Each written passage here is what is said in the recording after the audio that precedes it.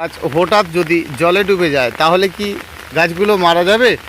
বা আপনার গাছ হঠাৎই অতিরিক্ত বর্ষার জল পেয়েছে তাহলে কি গাছগুলো মারা যাবে? টোটাল বিষয়টা আজকে জানতে হবে, কারণ আমার গাছগুলো জলে ডুবে গেছে। সেই বিষয় নিয়েই আপনাদেরকে বলার। দেখুন, এটা জলের উদ্ভিদ, তো জলের উদ্ভিদ জলে আছে, কোনো সমস্যা নেই। এটা স্ট্রবেরি গভার গাছ, জলের উদ্ভিদ নয়, কিন্তু একটা পেয়ারার গাছ, স্ট্রবেরি পেয়ারা। তো এই গাছটা এর আগেও জলে ডুবেছে কিন্তু মারা যায় না। গাছটি পেস্তা বাদামের গাছ। দেখুন, এই গাছটা বেশ বড় সড়ো হয়ে গিয়েছিল, তো একে কাটিং করে একেবারে বল শেপের করতে চেয়েছি, সেই জন্য পুরো গাছটিকে কাটিং করে দেওয়া হয়েছে। ছোট ছোট নতুন নতুন পাতা বেরোচ্ছে। গাছটি চেরি ফলের গাছ, দেখতে পাচ্ছেন এর আগে অনেকবার কিন্তু এ জলে ডুবেছে। তো বছরে একবার করে এ জলে ডুবে থাকে। দেখুন, 10 দিন 12 দিন 15 দিন আপনার গাছটি জলে ডুবে আছে কিন্তু মারা যাবে না। তার প্রসেসটা আপনাকেও জেনে নিতে হবে যে আপনার গাছ যদি কখনো অতিরিক্ত, আপনার টবে ছাদ বাগানের গাছ অতিরিক্ত জল হয়ে যায় তাহলে কিন্তু আপনার গাছটা মারা যাবে না। সেই বিষয়টা আজকে তুলে ধরবো। বর্ষার শেষ নেই, গাছেদের সুখ শান্তি একদমই নেই। নিশ্চয়ই বুঝতে পারছেন জলটা কোন কোন জায়গাতে আছে। বাগানের সাইডের জল দেখতেই পাচ্ছেন একদম তলাকায় পৌঁছে গেছে, যা আর একটু হলেই কিন্তু গাছগুলো সম্পূর্ণ ডুবে যাবে। তো গাছটি যদি সম্পূর্ণভাবে না ডুবে যায় তাহলে গাছটিকে বাঁচিয়ে রাখাটা খুব স্বাভাবিক ব্যাপার। এই গাছগুলো দেখতে পাচ্ছেন যে গাছগুলো কিন্তু একেবারে তলাকায় জল লেগেই গেছে। প্রতিটি গাছ দেখতে থাকুন, জল কিন্তু একদম গাছের গোড়াতে গোড়াতে এসে গেছে অলরেডি। দেখুন, এটা বোগেনভেলিয়ার গাছ, তো বোগেনভেলিয়ার গাছও কিন্তু গোড়াতে জল একেবারে কাছে এসে গেছে। তো যখনই আপনারা এরকম কোনো গাছের গোড়ায় দেখবেন জল জমে থাকে, সেক্ষেত্রে কিন্তু আপনার গাছ মারা যাবে না। একটি কারণ আছে, সেই কারণগুলো আপনাদেরকে জানতে হবে, সেই বিষয়টা আপনাদেরকে জানতে হবে। আমি মাটির গাছ দিয়ে আপনাদেরকে বোঝানোর চেষ্টা করছি, বুঝে নিতে হবে আপনার টবের গাছ। হ্যাঁ, এটি একটি ক্যাটসাই ফলের গাছ। এই গাছটা মারা যাবে না তার একটাই কারণ, যে গাছটা যদি ভালো করে দেখা যায় যে এর মাটিটা কিন্তু শক্ত হয়ে আছে। কারণ বর্ষার সময় গাছের গোড়াগুলোকে ভালো করে কিন্তু এলোমেলো করে খুবড়ে দেওয়া নেই, সেই কারণে গাছের গোড়ার যে মাটিটা সেটা কিন্তু একেবারে শক্ত হয়ে আছে। কিছুই নয়, আপনার যদি টবে কোনো গাছ থেকে থাকে এইভাবে জল জমেই থাকে, তাহলে আপনি এক কাজ করুন, আপনার ছাদের গাছগুলোকে এভাবে জলটাকে টবটাকে হেলিয়ে শুইয়ে দিন। দেওয়ার পরে দেখবেন জলটা চলে যাবে। যাওয়ার পরে টবটিকে আবার সম্পূর্ণভাবে সোজা করে দেবেন, এবং রৌদ্র বেড়ালে কিন্তু আপনি সকালে উঠেই মাটিটাকে খুবড়ে দেবেন না। গাছটি যখন জলের মধ্যে থাকবে, আর জলের মধ্যে থাকতে থাকতে গাছের অবস্থাটা আস্তে আস্তে খারাপের দিকে পৌঁছতে থাকবে। ধরুন, আপনার ছাদের ওপর যখন গাছটা থাকবে, তো সেক্ষেত্রে আপনার টবের গোড়াতে যদি জল জমে থাকে আর কি, মানে গাছের গোড়ায় যদি জল জমে থাকে, তাহলে কিন্তু আপনি জলটা ফেলে দেবেন। একদিন ভালোভাবে টবটিকে শুকনো করবেন এবং রৌদ্র দেবেন। তাতে দেখেন যদি যে গাছের পাতা ঝিমোনো শুরু হয়েছে রৌদ্রের সময়, তো প্রথম দিন হলে ঠিক আছে। দ্বিতীয় দিন যদি দেখেন যে গাছটির পাতাগুলো ঝিমোতে থাকছে, তাহলে কিন্তু আপনাকে উপর থেকে কিছুটা করে কাটিং করে দিতে হবে। মানে বলতে চাইছি, এই গাছটি যদি রৌদ্র খাওয়ার পর ঝিমোতে থাকে, তাহলে কিছুটা করে ব্লেডে করে কেটে দিতে হবে। তারপর আপনি মাটিকে ভালো করে খুবড়ে এলোমেলো করে দেবেন, বাস আপনার গাছ ভালো থাকবে। এটা দেখুন, একটা ক্যালেডিয়ামের গাছ, দীর্ঘদিন ধরে এ জলে ডোবে, বারে বারে জলে ডোবে, আবার পাতাগুলো নষ্ট হয়ে গিয়ে আবার নতুন পাতা বেরোতে থাকে। দেখুন, ওই সাদা মতো গাছটা দেখতে পাচ্ছেন, ওটি স্পাইডার প্ল্যান্টের গাছ। তো দীর্ঘদিন এ জলে ডোবে, আবার জল শুকনো হয়ে গেলে কিন্তু আবার ঠিক হয়ে যায়। তার কারণ হচ্ছে এটা, এই বর্ষার সময়টা কিন্তু মাটি এলোমেলো করা হয় না। যদি আপনার টবের ক্ষেত্রে থাকে তা আপনি অবশ্যই এলোমেলো করবেন। এটা একটা ফুরুস ফুলের গাছ, মিনি ফুরুস, বেশ সুন্দর দেখতে হয় ফুলগুলো, কিন্তু দেখুন এর হালতটা সম্পূর্ণ গোড়ায় জলে ডুবে রয়েছে। তো এই গাছটাও কিন্তু এর আগেও জলে ডুবেছে। দেখুন, গাছটা কিন্তু ভালোই থাকবে, কোনো সমস্যা হবে না। কেন বলুন তো? কারণ মাটিগুলো আমরা কিন্তু কুপিয়ে রাখি না, মাটি একেবারে কম্প্যাক্ট হয়ে আছে। কারণ বর্ষার সময় এই গাছের মাটিকে কিন্তু এলোমেলো করা হয় না। তাহলে এটা ক্লিয়ার তো? এটা বুঝতে পেরেছেন যে বর্ষার সময় যখন আপনার কোনো গাছ মাটিতে থাকবে বা টবেই থাকবে, বারে বারে এলোমেলো করা যাবে না। পরিষ্কার রৌদ্র হবে, তাহলে আপনি আপনার টবের মাটিকে এলোমেলো করতে পারেন। অসুবিধে নেই। যদি আপনার টবের মাটিতে শুকনো করতে চান তাহলে আপনাকে অবশ্যই শুকনো করার সময় যখন আপনি মাটি কুপিয়ে দিয়েছেন, দেওয়ার পরে দেখছেন যে আপনার গাছের পাতাগুলো ঝিমোচ্ছে, তাহলে সে মতো অবস্থায় আপনাকে কাটিংটা অত্যন্ত জরুরি। অবশ্যই কিন্তু আপনারা কাটিংগুলো করবেন, যেগুলো আমরা আমাদের গাছের কিন্তু অনেক আগে থেকেই করে রেখেছি। দেখুন কাটিং করে রেখেছি, অর্থাৎ বৃষ্টির জল খেলেও কিন্তু এর কিছু যায় আসবে না। শুধু গাছটি যদি ডুবে না যায় তাহলে এই গাছ কিন্তু মারা যাবে না। একটা জিনিস আপনারা সবসময় মনে রাখবেন যে যখনই বৃষ্টির জল বারবার গাছে খেতে থাকবে, রানিং 8 দিন 10 দিন করে বৃষ্টি হচ্ছে, সে সময় দেখবেন গাছের পাতা কিছু কিছু পচন শুরু হয়ে যাবে। অর্থাৎ বৃষ্টি থেমে গেলেই আপনাদেরকে মনে রাখতে হবে ফাঙ্গিসাইড ওষুধের জলটি গাছে স্প্রে করা। যদি আপনারা স্প্রে করেন তাহলে কিন্তু আপনাদের গাছের কোনো সমস্যাই হবে না। যখনই টবে জল জমে থাকবে সেই মতো অবস্থায় আপনি জলটা ফেলে দেবেন এবং টবটিকে কিন্তু এভাবে এলোমেলো করে না করে, মাটিকে এলোমেলো না করে টবটিকে শুইয়ে দেবেন। দেখবেন মাটি কিন্তু কম্প্যাক্ট, নিশ্চয়ই বুঝতে পারছেন। এটা যদি এলোমেলো করা অবস্থায় গাছটি এইভাবে বৃষ্টির জল খেত তাহলে কিন্তু গাছটা মারাই যেত। হ্যাঁ, এই গাছটি স্পাইডার প্ল্যান্ট নয়, স্পাইডার লিলি। ঠিক আছে, ভুল বলে ফেলেছিলাম, এটা হচ্ছে স্পাইডার লিলি। তো সেই জন্য আমরা যখন কোনো গাছ করব সব সময় খেয়াল করব যে গাছের গোড়ায় যদি জল জমেই থাকে বর্ষার সময়টা, সেই জলটাকে ফেলে দেওয়া, আর জলটাকে ফেলে দেওয়ার পরে মাটিটাকে শুকনো করা। মোটামুটি পুরো বিষয়টা বুঝেছেন। এবারে কয়েকটি জবা গাছের সম্বন্ধে আপনাদেরকে বলি, কারণ এত বৃষ্টির জল কাদা ভালোভাবে সমস্ত গাছগুলো ঠিক দেখাতে পারলাম না। তো মোটামুটি কয়েকটি গাছ সম্বন্ধে আপনাদেরকে বলবো, একটু বুঝে নিন। কারণ এত বৃষ্টির জল চারিধারে, ভিডিও ঠিক মতো করতে পারছি না। মোটামুটি কয়েকটি বিষয় আপনাদেরকে তুলে ধরবো, চলুন পরের বিষয়টা দেখি। আর বৃষ্টি, এত বৃষ্টি যা ভাবতে পারবেন না। তো একদমই জল বেরোচ্ছে না, যার কারণে গাছেদের ভীষণভাবে কিন্তু ক্ষতি হতে বসেছে। কারণ ট্রপিক্যাল জবা গাছের গোড়ায় বেশি দিন জল থাকলে কিন্তু ট্রপিক্যাল জবা গাছ মারা যায়। 12 মাসি গাছের ক্ষেত্রে মোটামুটি জেনে রাখতে হবে যে গোড়ায় একটু আধটু জল লাগলেও সেটা যদি আপনি জল ফেলে দেন তাহলে ঠিক থাকবে। বিশেষ করে জবা গাছ কিন্তু বেশি দিন গোড়াতে একদম জল পছন্দ করে না। হ্যাঁ বন্ধুরা, নমস্কার। পুষ্পশ্রী নার্সারি কোলাঘাট, আমি কমল। তো কতগুলো পরিস্থিতির সঙ্গে আমাদেরকে যুদ্ধ করতে হয়, আপনারাও তা করেন। তো সবসময়ের জন্য এই যুদ্ধটা আপনাদেরকে কিন্তু গাছের সঙ্গে করতে হয়, তবেই কিন্তু গাছ খুব সুন্দর হয় আর গাছ গড়ে ওঠে। সেই জন্য আমরা যখনই কোনো গাছ করব তো গাছের বিষয়গুলো পরিষ্কার করে যদি না জানতে পারি, একটা পরিস্থিতি আসবে যে গাছগুলো একেবারে কিন্তু শেষ করে দিয়ে চলে যাবে।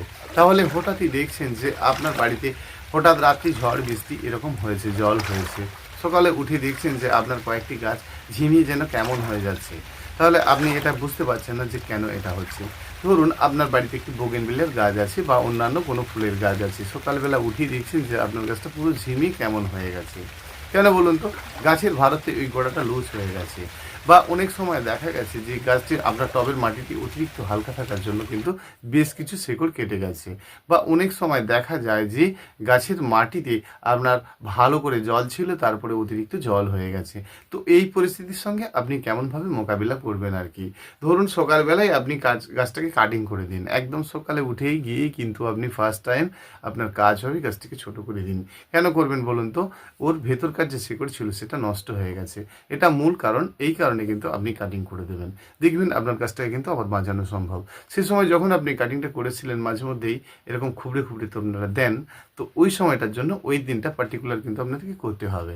তাহলে আপনি সকালে উঠে প্রথমত কাজটা কাটিং করে দিয়েছেন এবং ভালো করে গোড়াটাকে কিন্তু এলোমেলো করে শুকনো করে দেওয়ার জন্য কিন্তু মাটিটাকে খুবড়ে দেবেন। তো মাটিটাকে যখন আপনারা খুবড়ে দেবেন আর কি, খুবড়ে দেওয়ার পরে কিন্তু বাড়ির ভেতরে নিয়ে যাবেন না, ভালো করে গাছটাকে শুকনো করতে হবে। ওই মাটিটাকে রৌদ্রে শুকনো করতে হবে। শুকনো করার পরে আপনি যেটা করবেন, মাটিটা শুকনো হয়ে যাওয়ার পরে কিন্তু আপনি ফাঙ্গিসাইড ওষুধের জলটা অবশ্যই দেবেন। দেখুন এগুলো জরুরি বিষয়। আপনি যেমনভাবে গাছে খাদ্য দেন, যেমনভাবে সার ওষুধ দেন সেটা দেবেন, কিন্তু পার্টিকুলার ওই দিনের জন্য আপনাকে এটা দিতে হবে। দিলে কিন্তু আপনার গাছটা আর মারা যাচ্ছে না। ওটা দেখছেন আপনার বাড়ির কিছু কিছু গাছপত্র রয়েছে যেটা জলে রয়েছে, হঠাৎই দেখছেন বর্ষা অতিরিক্ত জলের জন্য আপনার গাছপালা ডুবে যাচ্ছে। সবসময় আপনাকে এটা খেয়াল করতে হবে যে যদি মাটিতে আপনার কোনো ফলের গাছ বা এটা ওটা থাকে, সেক্ষেত্রে বর্ষার জল অতিরিক্ত গাছের গোড়ায় চলে আসে, সেক্ষেত্রে কিন্তু আপনার গাছটা মারা যাচ্ছে। কেন বলুন তো? না, যদি গাছটা মারা যায় তার আগে দেখা গেছে মাটিকে আপনি এলোমেলো করে রেখেছেন। দেখুন, বর্তমান যাদের গাছ মাটি এলোমেলো করা নেই, তাদের গাছের গোড়ায় যদি জল আসে, সেই জলটা 2-4 দিনের মধ্যে আবার নেমে যায়, তাহলে কিন্তু সেই গাছটা মারা যাবে না। মোটামুটি তাহলে এটা বুঝলেন। তাহলে টবের ক্ষেত্রে কি করবেন? হঠাৎই দেখছেন যে আপনার টবের গাছের পাতাগুলো সকালে সকালে পচে যাচ্ছে, সমস্ত পাতা হঠাৎ পচে যাচ্ছে। কেন বলুন তো? অতিরিক্ত বর্ষার জন্যই আপনার পাতাগুলো এরকম ফাঁসকা ফাঁসকা পড়ে গেছে। তাহলে আপনি পরের দিন সকালবেলা ফাঙ্গিসাইড ওষুধটা মেরে দিলে এই সমস্যাটা আপনার নেই। তাহলে আপনি কেমনভাবে গাছ করবেন আর কি, গাছকে বৃদ্ধি করাবেন কেমনভাবে করবেন, এই জন্য আপনাদেরকে বলা হয় যখনই আপনার গাছ কোনো ছোট গাছ রোপণ করবেন, সেটা কিন্তু ছোট টবে দেবেন। ছোট টবে যদি আপনি গাছ রোপণ করে থাকেন, তাহলে কিন্তু এইসব সমস্যাগুলো আপনার একদমই থাকছে না। ধরুন, এই যে আমাদের এত গাছ জলের তলায় পৌঁছে গেছে আর কি, তাহলে কি গাছগুলো মারা যাবে? একদমই না। গাছ কেন মারা যাবে?